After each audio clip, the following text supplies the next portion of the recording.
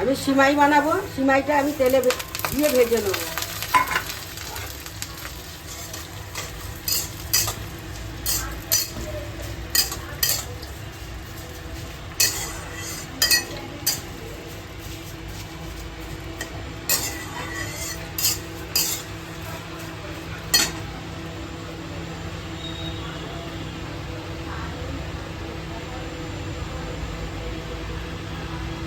সিমাইটা আমার ভাজা হয়ে গেছে, আমি এবার দুধটা ঢেলে দেবো।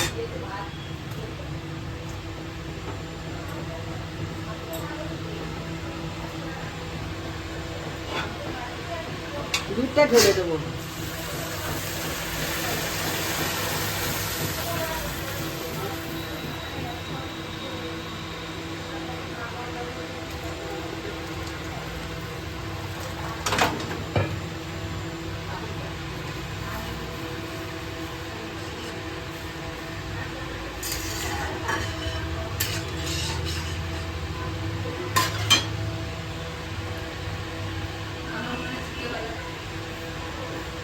এটা 20 মিনিট ফুটবে।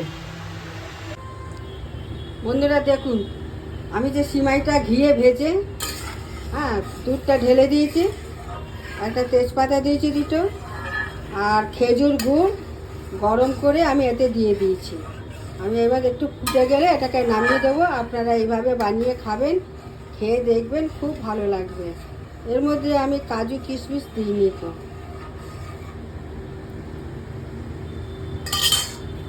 দেখুন সিমাইটা কত সুন্দর হয়েছে।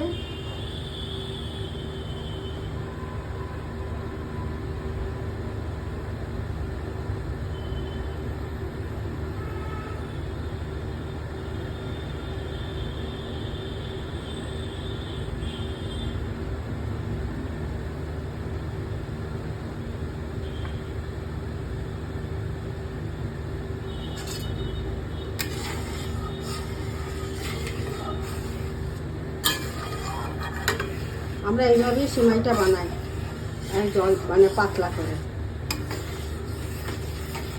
গাঢ় সিমাই আমরা ভালো লাগে না, আমরা পাতলা করে বানাই।